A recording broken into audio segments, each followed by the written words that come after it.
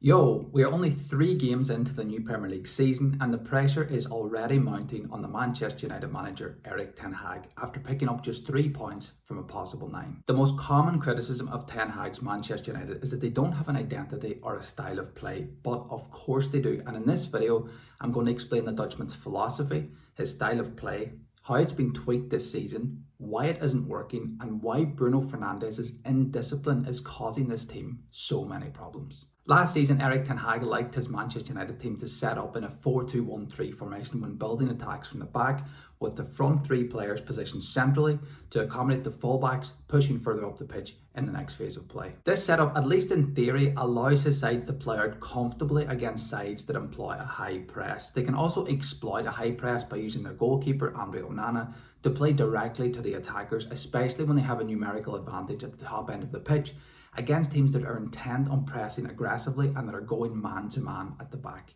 If the opposition stand off Ten Hag's side, then Onana will often split the central defenders and the fullbacks will move up into the space in front of them, which we've seen a lot of already this season, even against teams that are intent on pressing Manchester United aggressively. Against both Fulham and Brighton, Ten Hag's side built attacks in a 2-2 or a box structure, and against Liverpool they played out in sort of a 3-4-3 structure with Casemiro dropping in between De Ligt and Martinez in this phase of play.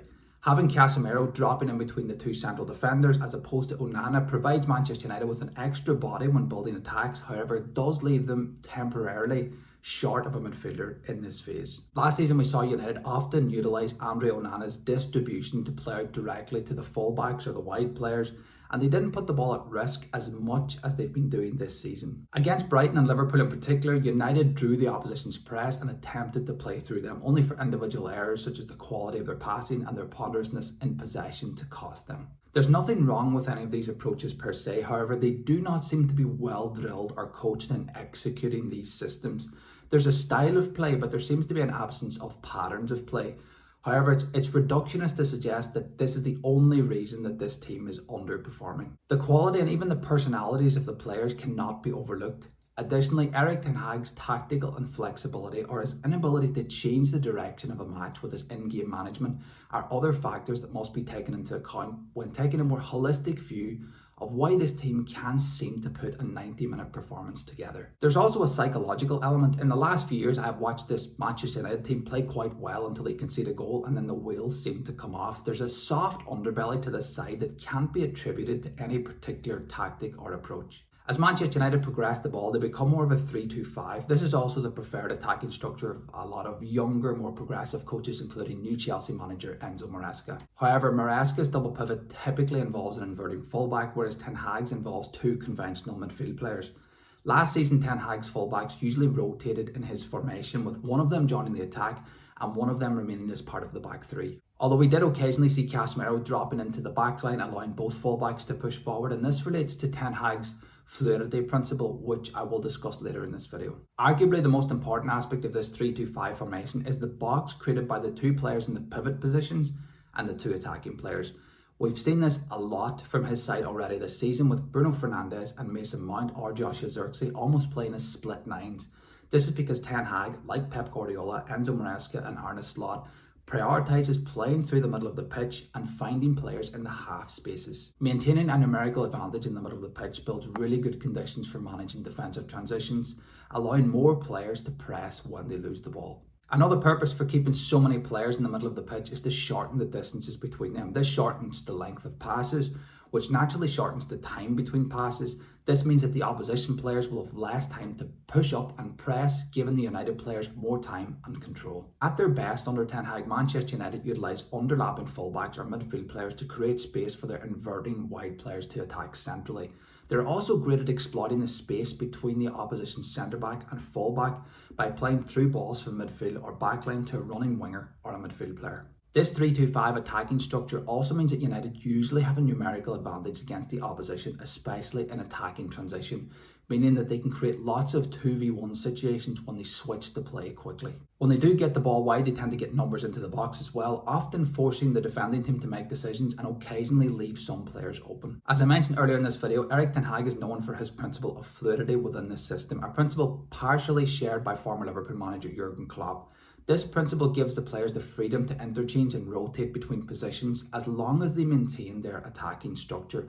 For example, if Bruno Fernandes drops deep to pick up the ball, then one of the deeper midfielders will usually push up into the half space where Bruno Fernandes would be. In theory, this can work really well to confuse the opposition and to help break up their defensive structure, but it can also result in players being in unfavourable positions if the ball is turned over. Both Jurgen Klopp's Liverpool team and this Manchester United team are incredibly susceptible to fast breaks. Out of possession, Ten Hag seems to have ditched the problematic man-to-man approach in favour of adopting a mid-block and pressing in a narrow 4-4-2 or a hexagon structure, which he employed to great effect against Manchester City in the FA Cup final.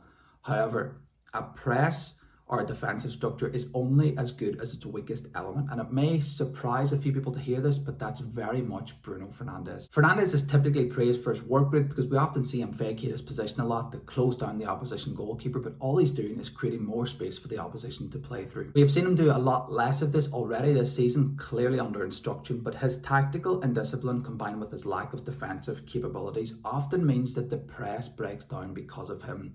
Fernandes' individual brilliance and creativity cannot be questioned, but pressing must be done as a unit if it is to be effective. So what's my conclusion to this video? Look, it's natural to want to identify one thing as the problem. We prefer simple solutions to complex ones, obviously. But a variety of managers have had this job in the post-Sir Alex Ferguson era, including a lot of decorated ones, and I don't think any of them could really be classified as a success. Replacing David De Gea with a goalkeeper who's more technically capable, replacing Harry Maguire with a more mobile central defender so this team can play a higher line. Wan-Bissaka isn't good enough going forward. The Fred and McTominay axis in midfield is the issue. Cristiano Ronaldo can't press. There's always one reason or a couple of reasons that this team isn't successful. At the moment, it's Casemiro's legs, Marcus Rashford's form, and the manager once again. Erik ten Hag does have a philosophy that involves structured build-up, incisive attacking play and positional fluidity, but perhaps a lack of appreciation or coaching of the finer details, the standard of players at his disposal, his in-game management or his man management, or really likely a combination of all of the above has resulted in a team that cannot perform consistently well at the top level. In this video, I wanted to take an objective look at Erik ten Hag, but I want to finish with two questions. For those of you that think Erik ten Hag should be sacked, what gives you the confidence that another manager can get much more out of this squad of players? And for those of you that think he should remain at the club, what gives you the confidence that he is the man to lead Manchester United back to consistently competing for major trophies? That's all from me. I hope you enjoyed the video. This video did actually take quite a long time to put together, so at the very least, give it a thumbs up and do consider subscribing for more football related content just like this one. And thank you so much for watching.